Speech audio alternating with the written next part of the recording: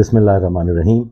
میں بابر روان، programme insight with Babar روان کے ساتھ آج ہم نے 2-3 باتیں کرنی ہیں، جس میں جو سب سے اہم بات ہے وہ تو ہے ہماری جو ذہنیت ہے پاکستانی قوم کی، جو ہمارا رویے ہیں اس کو لے کے، اور دوسری بات میں نے یہ کرنی ہے کہ ہماری موجودہ پولیٹیکل سینیریو جو چل رہا ہے، جو صورتحال چل رہی ہے اس پہ، اور تیسری میں نے تازہ ترین بات کرنی ہے کہ جس پہ بہت زیادہ شور مچا ہوا ہے. تو گفتگو کا آغاز کرتے ہیں کہ میں کسی کی کوئی اکاؤنٹیبلٹی کے لیے نہیں بیٹھا ہوں، صرف ایک مختصر سی بات کرتے ہوئے آگے نکل جاؤں گا. ہم لوگ پس کے رہ گئے، مطلب اگر اس کو سادہ الفاظ میں بیان کیا جائے تو سادہ الفاظ یہ ہیں کہ ساڈا بیڑا ہی غرق ہو گیا، ساڈے پلے ہی کھ نہیں رہا. رول گئی پاکستانی عوام، جو ہمارا مقدر ہے اور جو ہمارے رویے ہیں، جیسے ہم ہیں ویسے ہی ہمارے ساتھ ہو رہا ہے. کوئی ایسی چیز نہیں ہو رہی کہ جس کو ہم کہیں کہ جی یہ بڑی ہمارے ساتھ زیادتی ہوگی، ہم تو ایسے نہیں تھے، ہم تو یہ ڈیزرو نہیں کرتے تھے. اب اس کے تھوڑا پیچھے چلے جائیں تو جو پچھلے 10 سال سے تماشا لگا ہوا ہے، جو ایک فاشسٹ سسٹم نے تماشا لگایا ہوا تھا، سب کو اس نے ایک ایسا رویہ دے دیا کہ اب اگر کوئی شخص سچ بولے وہ بھی جھوٹ ہے، اور جو جھوٹ بولنے والے ہیں، جو چرب زبان ہیں، جو تماشا لگاتے ہیں، ان کی تو خیر باہر طور بری پذیرائی ہے، اور تماشا لگانے والے پسند بھی کیے جاتے ہیں. سچ بولنے کا یہ عالم ہے کہ آج اگر آپ کوئی سچی بات کر دیں تو آپ کو خود کو بھی یہ نہیں پتہ چلے گا کہ یہ جو آپ سے منسوب کیا جا رہا ہے، یہ جو بستر دکھایا جا رہا ہے، یہ جس ڈرائنگ روم کی ویڈیو لگا دی گئی ہے، یہ آپ نے کبھی خواب میں بھی نہیں دیکھا تھا، بلکہ آپ کے باپ دادا نے بھی کبھی نہیں دیکھا تھا. تو ہر انسان جو بہت کچھ جانتا ہے، وہ سب جانتے ہوئے بھی سچ بولنے کی جرت نہیں کر رہا. ورنہ بصورت دیگر جو ساڈے نال ہو گئی ہے نا مترو تے بچیو، وہ ہوئی بڑی پیڑی چ. اگر اسی اودے تے گل نہ کیتی، اگر اسی اودے تے نہ تل ملائے اور آواز نہ اٹھائی تے اگوں پھر ہور پیڑی ہونی چ.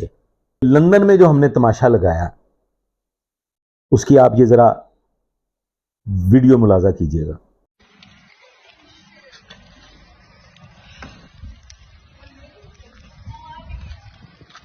If you know personally about him, what he did in Pakistan, you shouldn't be here even if it's your duty. If you're honest with yourself, you shouldn't be here giving him that security because he's a crooked person. He made wrong decisions. And he right after ran somewhere. He's puppet of ISI. I think he's there. یہ ایک خاصا نمبردار آپ نے کیسے یہ فیصلہ کر لیا؟ مجھے میری بات سنیں. آپ نے کیسے مجھے بھیج دیا؟ سلامت صاحب آپ کی بات ہے. ہم سے صاحب نہیں سکتے سر. کیسے اپنے How much money did he take? اپنے ملک میں جیسا قائم کی نہیں. Corrupt leader. کیسے کروانا چاہیے؟ Okay, I'm not touching you. I'm not touching you, sir. Yes. کیسے آپ کو کیا؟ آپ کا کیوں کیسے کیا؟ آپ اپنا ملک میں Corrupt leader. Oh. سلامت صاحب بتائیں کیسے ہمارا ملک دیکھ لیا؟ You will not find peace. You will not find peace. Don't touch me. Don't touch me. Corrupt, corrupt, corrupt, corrupt.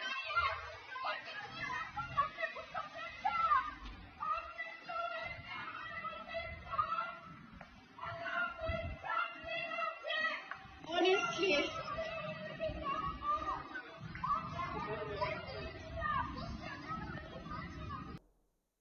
Video آپ نے دیکھی، غور سے دیکھ لی.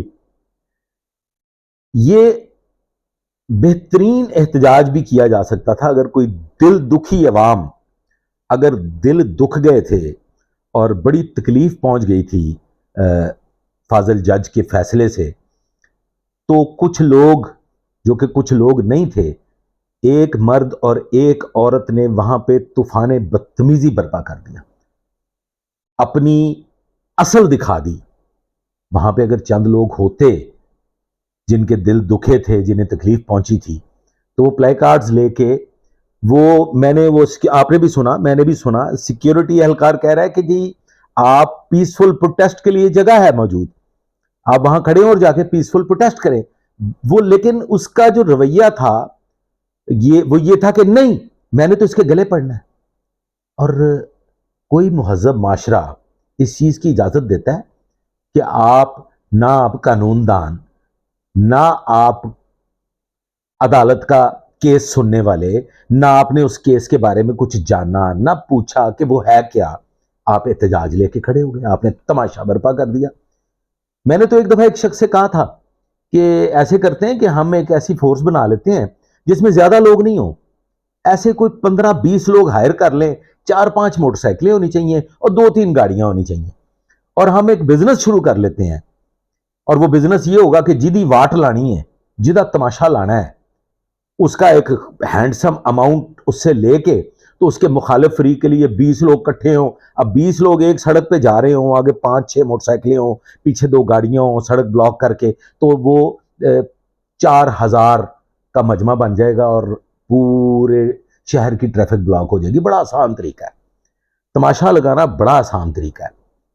سچ کہنا مشکل بھی ہے اور ہر دور میں مشکل تھا، آج بھی مشکل ہے، اب سے 10 سال پہلے بھی مشکل تھا، اور 1947 سے لے کے آج 2023 تک سچ کہنا مشکل ہے۔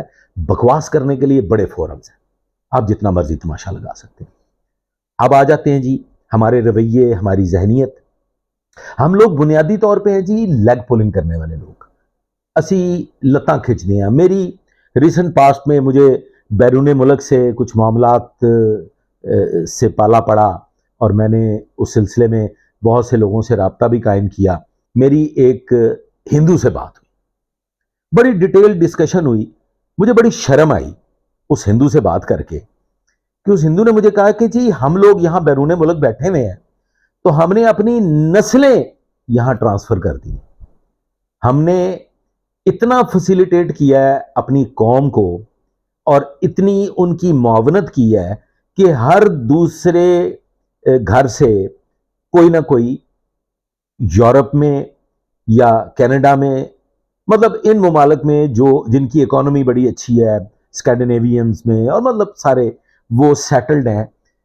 اس کی وجہ کہ وہ کمیونٹی، وہ نسل، وہ ذہنیت پروموٹ کرتے ہیں کہ ہمارے ملک کے لوگ خوشحال ہوں گے، ہمارے ملنے ملانے والے خوشحال ہوں گے، ہماری عزیز برادری خوشحال ہوگی، تو اس کا اثر کس پہ ہوگا؟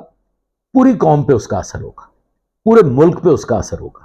ویئرز اس نے مجھے شرمندہ کیا یہ کہتے ہوئے کہ آپ کے جو پاکستانی کمیونٹی یہاں بیٹھی ہوئی ہے، اس پاکستانی کمیونٹی کا بس چلے اور انہیں یہ پتا چلے کہ یہاں کوئی آ رہا ہے اور اس کا کوئی معاملہ سیدھا ہونے بھی والا ہے، تو وہ دعائیں کرنی شروع کرتے تھے کہ یا اللہ ماری جاوے، یا اللہ ایدہ پاسپورٹ چوری ہو جائے، ایدہ اگر کوئی ویزا لگ گیا تو اس ویزے چ موریاں ہو جائیں، یہ یہاں نہ پہنچ سکے۔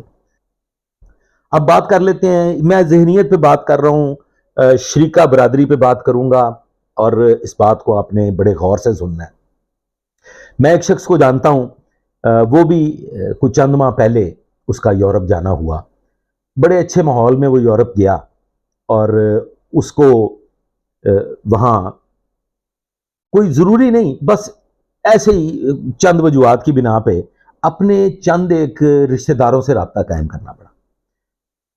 جب اس نے اپنے رشتہ داروں سے رابطہ قائم کیا تو وہ ایک اتنا تلخ تجربہ تھا اس کے لیے کہ وہ رشتہ دار کہ اس شخص کے آباء و اجداد نے ان پہ بڑی مہربانیاں کی ہوئی تھیں، وہ رابطہ کرنے پہ اس شخص کے ساتھ ایسے انہوں نے انویسٹیگیشن شروع کی، ایسے انٹروگیشن شروع کی کہ جیسے وہ وہاں پہ ایف بی آئی کے افسران ہیں، اور ان کے متعلق پھر معلومات حاصل کی اس شخص نے، تو پتہ چلا کہ وہ وہاں پہ مزدوریاں کرتے ہیں۔ اور دیکھیں آپ، بینگ اے پاکستانی وہ ان کے رویے کیا تھے.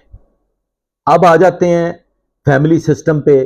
میں 2-3 فیملیز کی مثال دے دیتا ہوں. میں ایک فیملی کو جانتا ہوں کہ جس کے بڑے بزرگ جو تھے وہ کوئی سال قبل امریکہ جا کے بس گئے, اور امریکہ میں کسی زمانے میں وہ سعودی عرب تھے اور بڑے بڑے اچھے معاملات تھے ان کی لائف کے, تو وہ فائنلی وہ امریکہ جا کے بس گئے. امریکہ میں انہوں نے کچھ سٹورز بنا لیے اور بڑے وہ خوش و خرم اور بڑے ان کے متمول حالات ہو گئے.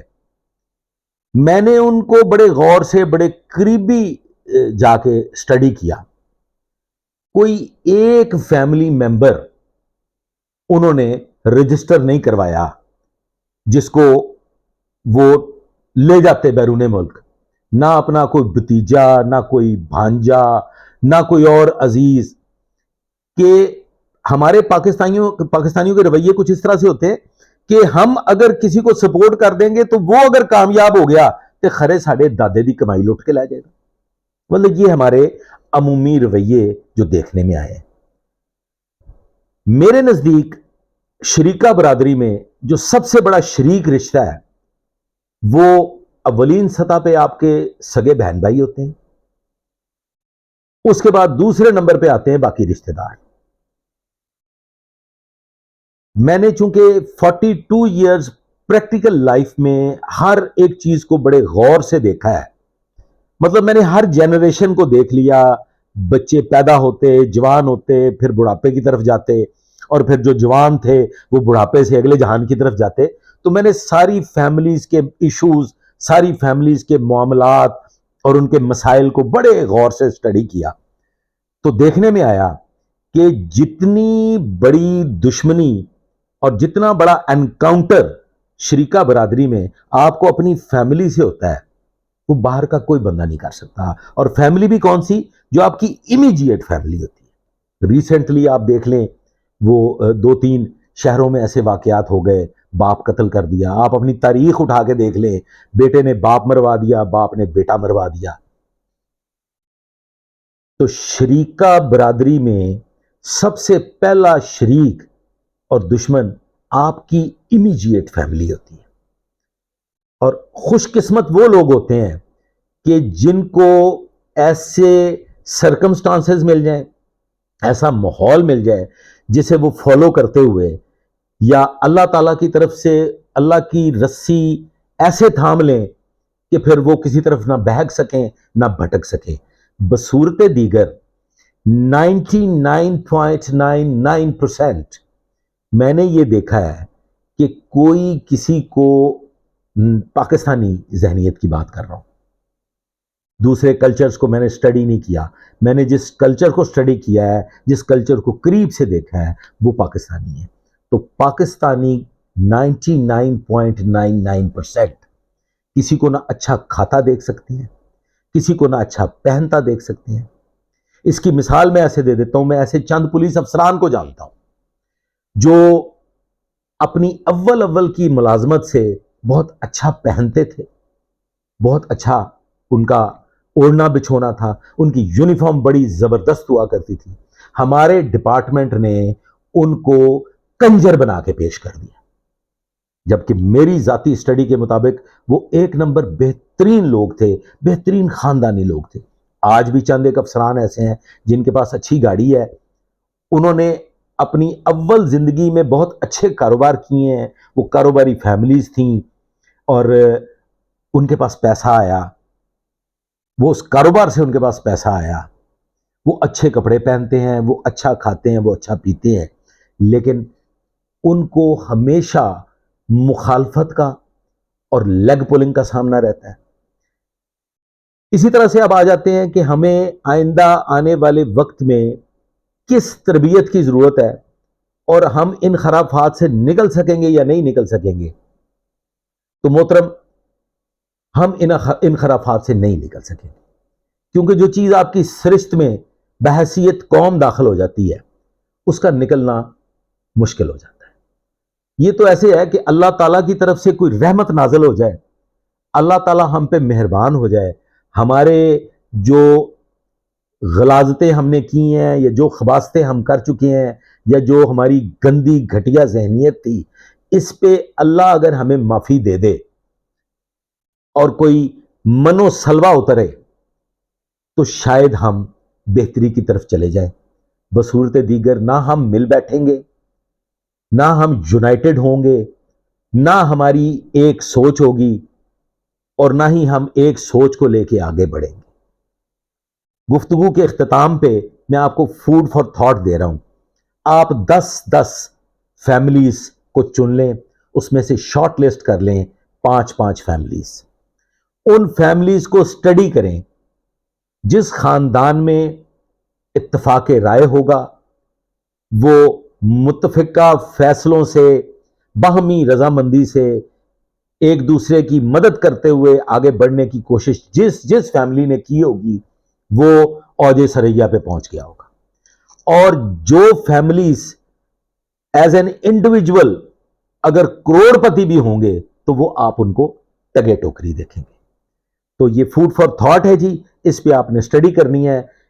اس سارے معاملے کو لے کے میں ہفتے میں 1 یا 2 دفعہ آپ سے گفتگو کروں گا اور آپ کو بتاؤں گا۔ میں کوئی فلاسفر نہیں جی، اور نہ ہی جو کمزور اور غریب آدمی جو ہوتا ہے وہ فلاسفر ہو بھی نہیں سکتا، اس کو فلاسفر ہونا بھی نہیں چاہیے، اسے فلاسفر تسلیم بھی نہیں کرنا چاہیے۔